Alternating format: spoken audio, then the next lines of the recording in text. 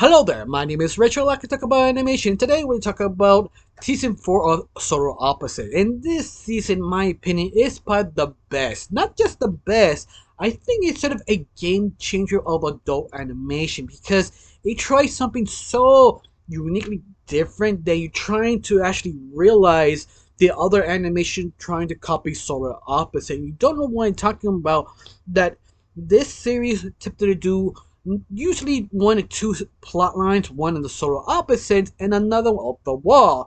That usually is their thing, but over time they're developing more plot lines, sort of connecting in the series, sort of how one affects the other, the other one not realize affecting it, and then so it's a really tricky thing because like any maniacs attempting to do the same thing, they're trying to make multiple plot lines work, but you never could actually get there because how long it actually takes to establish them or understand what you want to do with them. Another one, a good idea is Nicholas show called Captain Fall, attempting to do the same thing as Solar Opposites, but yet it's still season one, not yet know what it's doing. You could tell how influential Solar Opposite really is, the sort of storytelling that other animated series tend to do the same thing, or at least aspire to do something similar, but never really gets there because how difficult it really is to actually nail it. And this show is just nailing, even all the problems they have, understanding the flaws it has. One of the biggest flaws is sort of the idea of death, because the series, not really characters, or not really characters, not the main four characters can actually die, because they can die but get revived as a joke. And then stuff, every time they do a plot twist, it doesn't really affect you or feel anything, but they use that as the advantage to kind of flip the script multiple times of this series. It just know what they're actually doing, understand their weakness, and focus on their strength. Like the other plot lines, like besides the solo family main focus, is basically unite the family, make me understand what we should care about them and how unite them to make them normal, for because the reason or logic is focused on the pupa. If the pupa is unhappy, they could kill all of them. Yeah, I love that sort of interesting idea that they had to unite as a family, or stop pretending to be a fake family, be a real family, understanding each character, how they work and their personality, and make them work as one. And that is just so interesting and fun to see each episode trying to dissect each one. But on top of all this, that make the series so actually refreshing and great, is to rely on the audience to remember the past three seasons, what actually happens, and riff on that, and sort of hinted at what happened before. And that is sort of clever and genius, sort of hard to do, like the Wooden City, because the sort of opposite create the Wooden City, they keep coming back to it because it keep changing, evolving, and they had to go there because they have jobs there, or they kind of risk their careers on that. And once more, it's sort of a fun if you're a fan of the series, because this whole season is just callback after callback, make it sort of more interesting, especially the other plot lines. Like there is a new plot line of this season. It's all about Aisha, the AI, how she is sort of getting more development, understanding how she works, what is her main goal objective in the series, to help the subtle opposites, also help the pupa, but understand who is she and what her sort of goal on the series, that she is sort of the mother, the not the mother, the grandmother of the sort of opposite, because her objective is to help the Upa, but also help the family.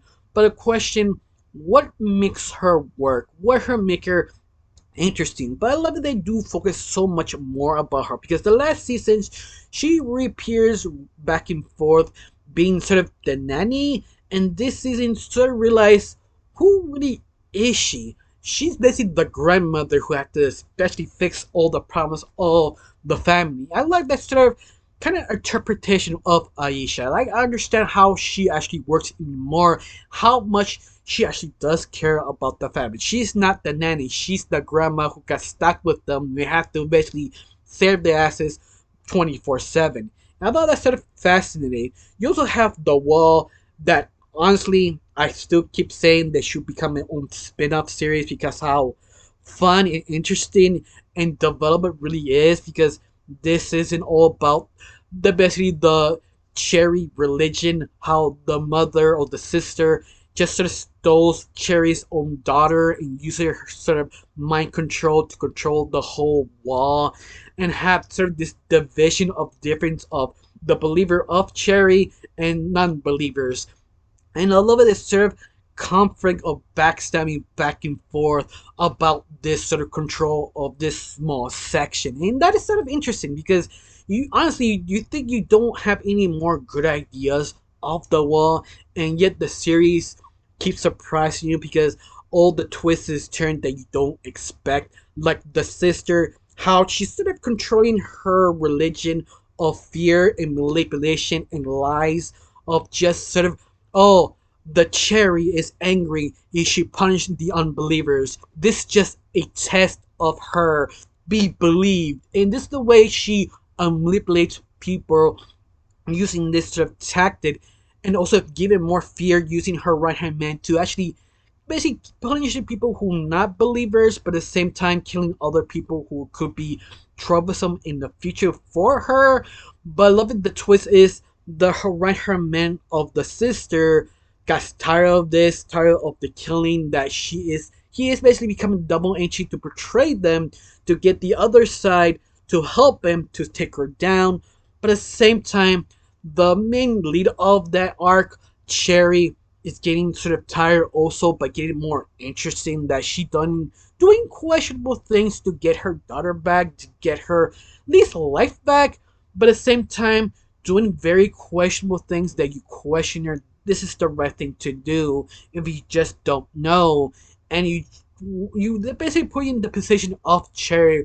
What will you do, especially all the things she has done to survive, and she keep doing things that even that she's sort of in the safe zone, that the things she must do can actually destroy or make another war of the two sides of the wall, that making sort of interesting development, especially playing the spy game. They don't know who is the spy, who is the spy, if the thing they're doing is the right thing, or the reason why they're doing it. Make it so interesting and fascinating that I still hope Hulu realize we should make this sort of a spin-off series. Come on. I mean, I keep pushing this the last 4 seasons, and I keep pushing them today.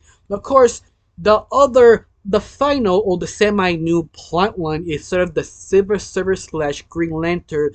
They sort of the sort of opposite family kick out this sort of asshole who bothering them, and now he has his own adventure. There's sort of a comedy, sort of a drama of survival of outer space.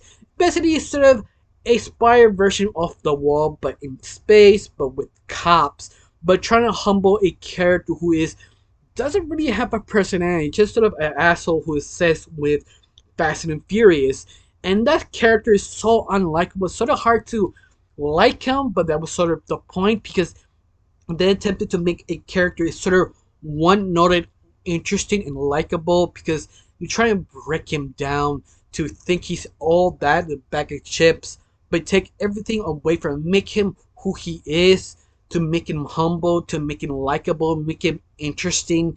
It's a tall call to make, because it's sort of hard to make a character like that work or officially just follow, because he's sort of unlikable, but little by little you start to like him, understand him, to make him more interesting. It's just sort of hard to do. And I like this series they are attempting. In fact, this series itself is inspiring other animators to do something similar. The multiple storylines sort of semi connecting but not really. But it's sort of what happens with the other character affect the other one without actually realizing. But at the end, you know how this sort of end up.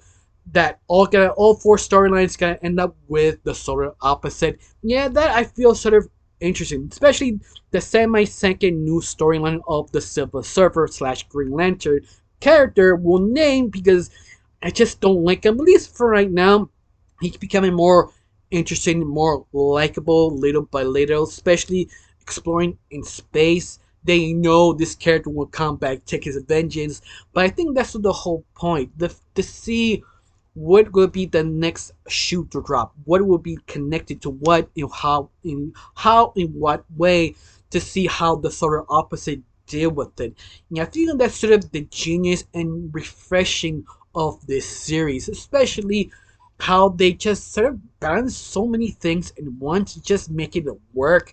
That stuff is super hard, especially trying not to repeat itself over and over. In fact, they make fun of that series after season 4.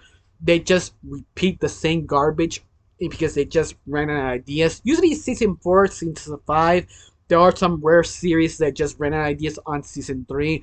But season 4 feels they just know they just a parody, but it stopped being a parody, trying to be more interesting. It still be semi, but it works being parody, and that's why I just enjoyed this series. Especially a person like me who doesn't like season 1, I just didn't like this series. Now I became a fan, keep watching each season to see what happened next, to see of the world, to see the outer space slash uh Silver Surfer Green Lantern parody, to see how Chitty developed, because I just fall in love with each different character. Even though I just don't like one specific character, I still watch it because I want to know what happened next. But hopefully this series lasts for 4 more seasons to see how everything sort of fits in, to see how the source opposite survive themselves. Now I got one question. Do you love this series? You love this season? You feel this season just nailed the whole idea? Feel they redeveloping the adult animation to show you how to make adult cartoon fresh, unique, and changing of the landscape. I don't know you. Tell me down below how you felt about this series. I got nothing else to say. Just thank you for watching. Don't forget to subscribe and have a wonderful day. Bye.